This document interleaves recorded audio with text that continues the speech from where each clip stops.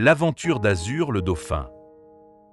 Dans les eaux cristallines d'un vaste océan, où le soleil déversait ses rayons dorés sur la surface ondulante, vivait un jeune dauphin nommé Azur.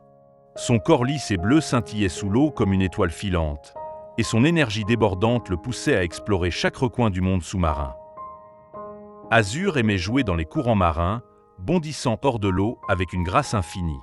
Il était fasciné par les récits des anciens dauphins qui racontaient des légendes sur des trésors cachés et des mystères engloutis. Un jour, il entendit parler d'une grotte secrète où reposait la perle de l'océan, une pierre aux reflets changeants qui, disait-on, renfermait la sagesse des mers.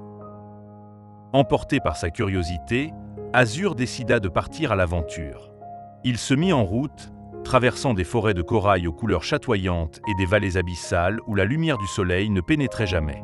Au fil de son voyage, il rencontra une tortue centenaire qui le mit en garde. La grotte était protégée par un labyrinthe de courants traîtres. Seuls ceux qui savaient écouter les murmures de l'océan pouvaient s'y aventurer sans se perdre.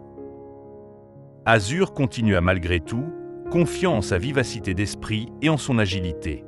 Mais bientôt, il se retrouva pris dans un courant puissant qui le projeta dans une grotte obscure. Les murs semblaient danser autour de lui, et chaque passage menait à un autre identique. Il comprit qu'il était perdu. Le jeune dauphin ferma les yeux et se rappela les paroles de la tortue.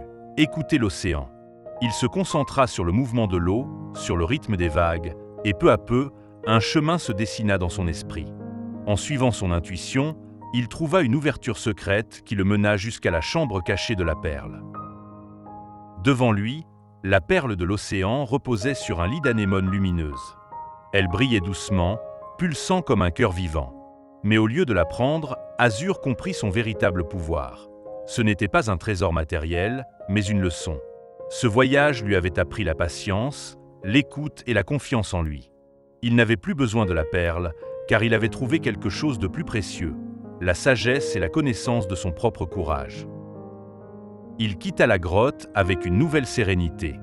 En retournant vers sa famille, il raconta son aventure, et tous comprirent que la plus grande richesse n'était pas dans les objets, mais dans les expériences et la compréhension du monde qui nous entoure.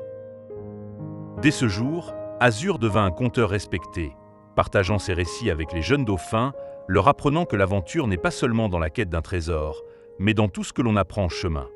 Et tandis qu'il bondissait dans les vagues, son cœur était empli de la plus belle des richesses, la joie d'avoir découvert qui il était vraiment.